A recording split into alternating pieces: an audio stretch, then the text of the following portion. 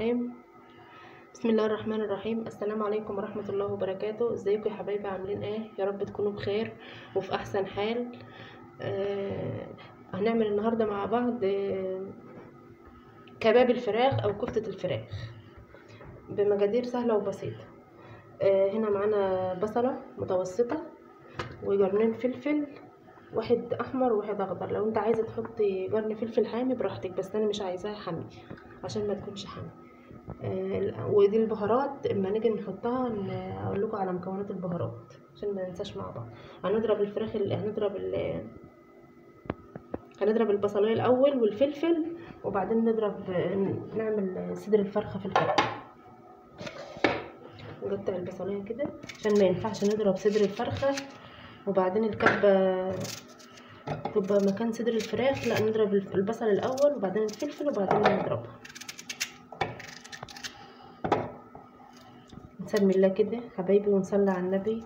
اللهم صل وسلم وبارك على سيدنا محمد وعلى اله واصحابه اجمعين. لازم يا حبايبي تكون البصله معاكي ناشفه كده، والفلفل كل حاجه تكون مغسوله وناشفه، عشان كفته الفراخ ديت بتبقى طريه، بتبقى مرنه خالص وطريه.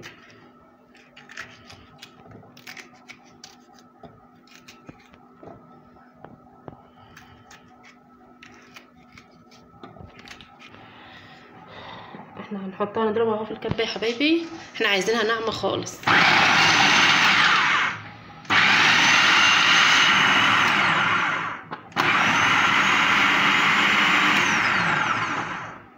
ضربناه يا حبايبي، نعمت خالص اهو، ضربناه اهو.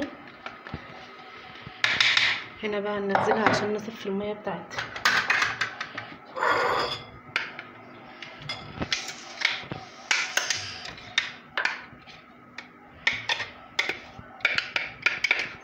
كفتة الفراخ ديت سهلة، ما بتستهلكيش الفرخة كلها ولا حاجة، يعني بتبقى عندك الوراك، بتبقى عندك حواجب الفرخة، وتكفي، يعني تكفي عيلة أسرة من 4 أفراد.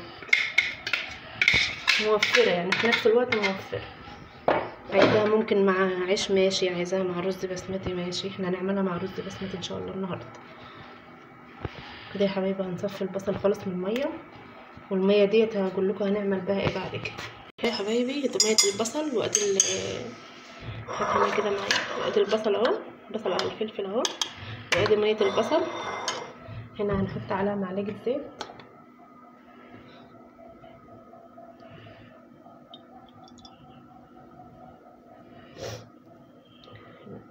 معلقه شويه كده.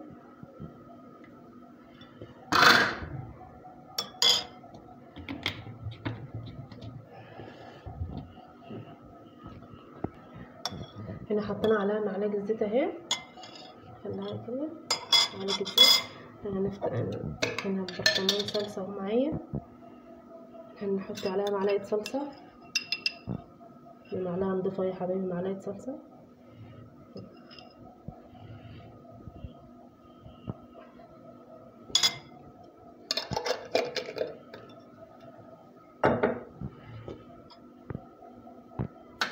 ونقلبها مع بعضها. وانا كنت حطيت حبه ملح على البصله عشان تنزل ميتها، يعني هي كده فيها ملح وعليها زيت وميه البصل. ونركنها يا حبايبي، نحطها في التلاجة، ما نسيبهاش بره، نحطها في التلاجة. لما نيجي نصبع الكفته هنصبع معايا صدر الفرخه اهو، صدر فرخه كامل، يعني صدر كامل. وهنا عشان الصدر يا حبيبي ما فيهوش دهون، هنا هنحط له قطعه دهون كده، دهون حيوانيه اهي. ولو حته ليا يبقى احسن، تبقى جميله تدي طعم. والقطعه الدهون هتخلي لحم الصدور يتماسك، ما تبقاش الكفته ناعمه ومعاك هتتمسك معاك كده. هنحط مكان الفلفل والبصل عادي، نقطع قطعه الدهون كده عشان نضربها الاول.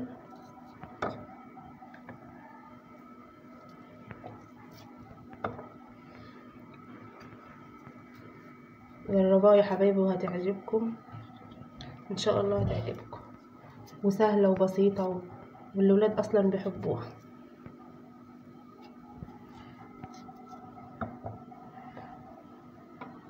كل حاجه تكون ناشفه يا حبايبي. هنا هنضرب الدهون الاول وبعدين نقطع صدر الفرخه ونحط عليه.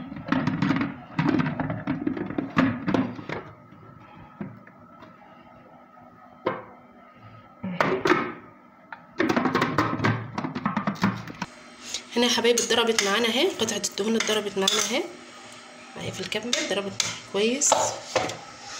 هنا بقى هنجيب الصدر الفرخه ناشف اهو يا حبايبي، ونقطعه كده مكعبات. يعني قطعيه مكعبات، يعني لا هي صغيره ولا هي كبيره كده عشان الكبه بتاعتك. وبشكر يا حبايبي كل من دخل معايا في القناه وحط لي تعليق حلو، ربنا يكبر بخاطركم يا رب. امشي على الخطوات بس بتاعت الكفته دي وان شاء الله هتكون معاكي جميل.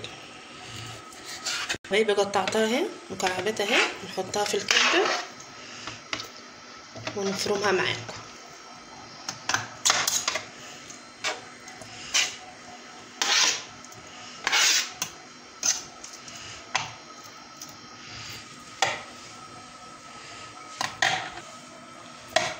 هنفرمها معاكم بقى يا حبايبي.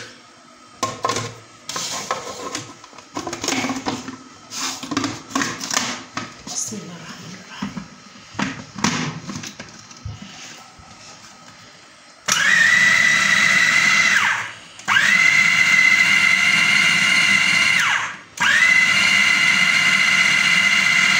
هنا هي يا حبايبي ضربتها في الخلاط اهي، قطعه الدهون مخليها مش ناعمه معاكي قوي عشان تعرفي تصبعيها. قطعه الدهون بتديها تماسك شويه وبتديها طعم كمان.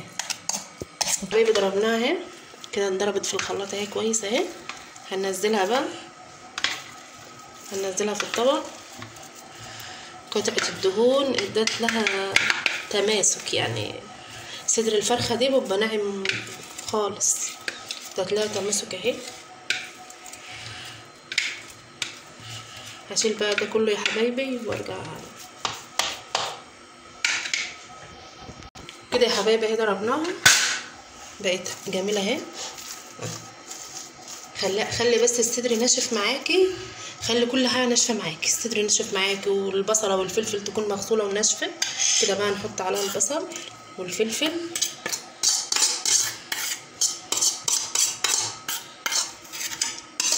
يا حبايبي.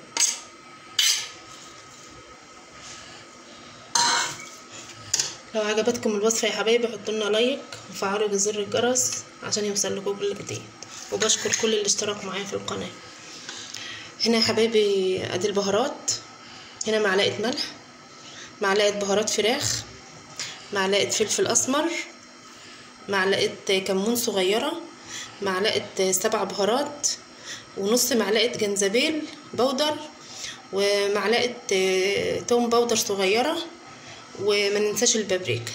ممكن يا حبيبتي تستغنى عن اي تابل من توابل دي عادي، يعني انت وراحتك اللي بتحبيه حطيه، ممكن تستغنى عن حاجه من دي عادي. هنا هنحط البهارات كلها، بس البابريكا خليها معاكي اساسي عشان تدي لون. وهنا يا حبايبي معلقه كزبره كبيره ناشفه.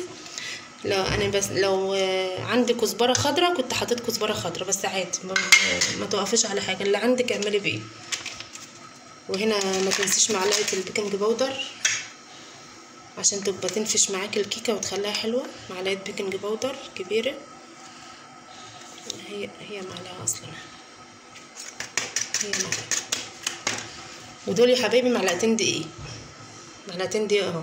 عايزه تحطي بدلهم بصومات حطي عادي. دول معلقتين دقيق، معلقتين دقيق. نشيل الزيت ونقلب بقى الكفته بقى كويس، نقلبها كويس كده بالمكونات. عليكي تضربها في الكبه عادي، يعني تضربها في الكبه تخلطها كلها مع بعضها في الكبه عادي كده يا حبايبي. قلبناها اهي، شو شكلها معانا جميله اهي، جميل كده. قلبناها، هنسيبها بقى تستريح. اظبطي الملح بتاعها، اظبطي الملح بتاعك حسب رغبتك، وهنسيبها تستريح كده ايه نص ساعه في التلاجة. ضروري تشمع يا حبايبي نص ساعه في التلاجة. الكفتة اتشمعت اهي في التلاجة بقاله نص ساعة، هنصبعها بقى مع بعض.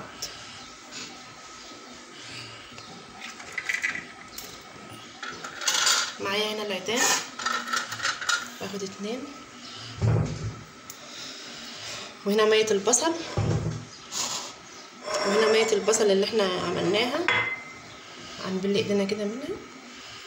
ما تخافيش منها خالص، هي بتبقى ايه، بتبقى طريه شويه، بس ما تخافيش منها، هي عشان كل حاجه كانت ناشفه معانا. البصل كان ناشف، اللحمه كانت ناشفه، فجميله هي متماسكه وجميله. وما فضلت في التلاجة نص ساعه بقت متماسكه هي وجميله، ما تخافيش منها. بلي ايدك كده وصبعها وشكليها. وصفه جميله، وصفه حلوه يا حبايبي، وهتكفي يعني تكفي اسره وطعمها حلو. حطينا كده معانا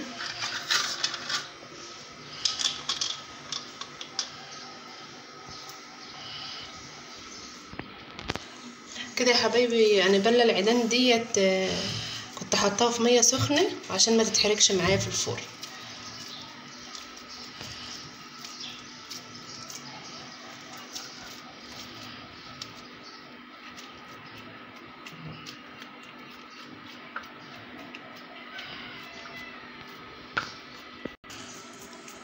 كده يا حبايبي اتشكلت اهي، معانا. عايزه تصغري براحتك، عايزه تكبري براحتك، دي حاجه ترجع لك.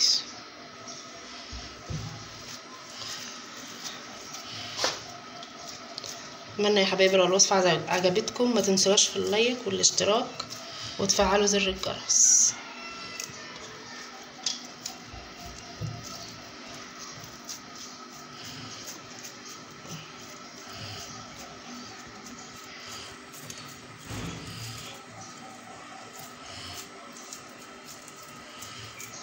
سويها كده وخليكي معاها، وتبقى متماسكه ومش هتنزل من على العود ولا حاجه.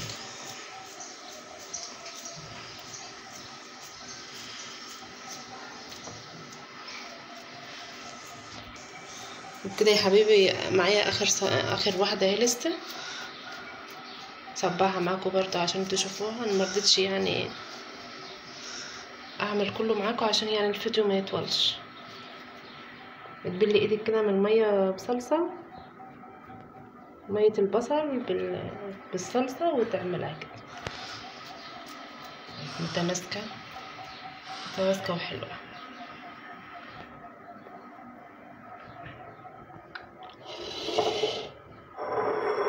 وكده يا حبايبي انا خلصتهم اهو.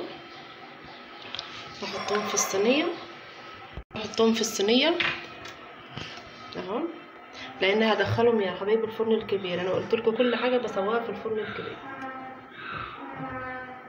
لان انا فرن البوتاجاز عندي مش بايظ خالص، مفيش فرن، يعتبر مفيش فرن اساسا.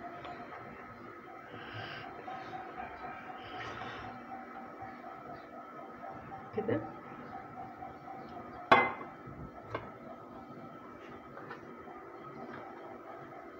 يا حبيبي الشكل اللي هيبقى.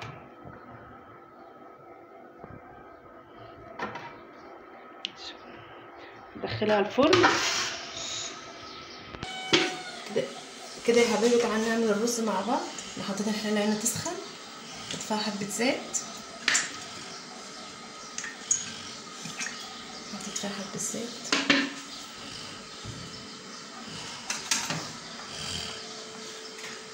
هنا الزيت قرب يسخن معانا اهو.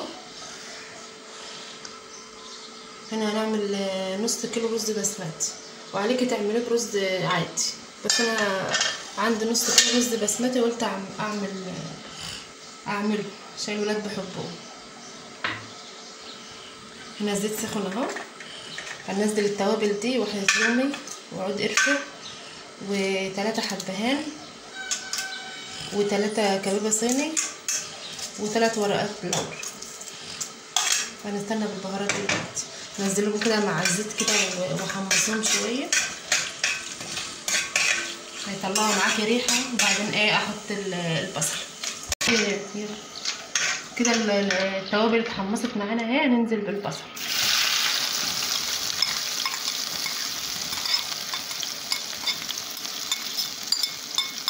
هنديها تشويحه خفيفه يعني مش هنحمرها.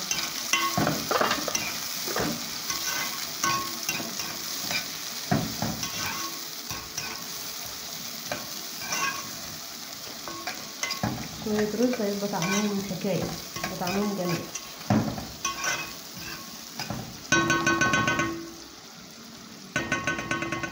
يا حبيبي بديها تشويحه اهي، تشويحه بسيطه بس مش هتحمر معايا. هننزل هنا عليها بمعلقه بهارات رز بسمتي و2 مرق.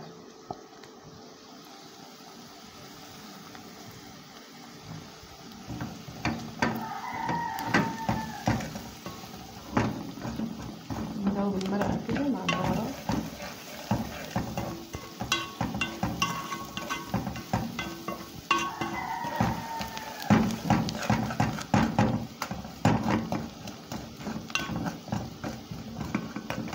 كده زودت المرقه اهي يا حبايبي.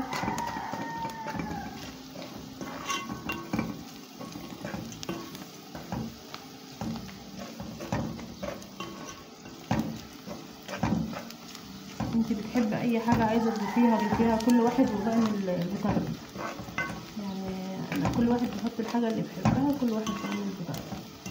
انت تعدي التوابل اللي انت حطاها دي عشان لما الرز يستوي تبقى ايه تشيليها برضو يعني. زي ما انت عداها تشيليها عشان ما فيش حاجه تصير في بق حد ولا حاجه. وبعدين هننزل بالرز البسمتي ده نص كيلو رز مغسول. ننزله كده بس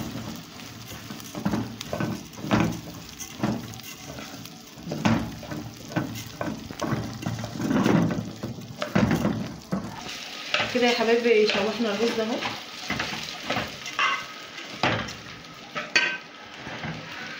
هنزل هنا بمعلقه كركم صغيره.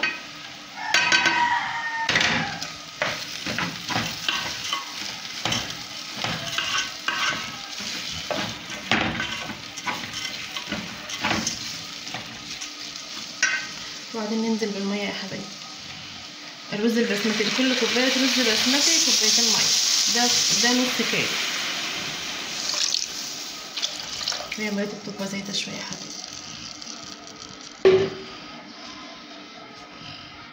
هنا هنحط الملح، نقلبه تقليبه كده. هيطلعوا معاكي شويه رز اخر جمال. نغطي بقى على الرز يا حبايبي نسيبه يستوي. وكده يا حبايبي الكفته في الفرن اهي. تعالوا نشوفها مع بعض. انا كده مهديه على الفرن، مهديه يعني النار وسط من تحت وبرده يعني وسط من فوق، هاديه من فوق خالص. وانا كل شويه كده ببلها من ميه البصل تاخد لون معاكي. الحمار ده يا حبايبي من ميه البصل ومن معلقه الصلصه. جميله اهي. من صدر فرخه عملنا اكله زي العسل.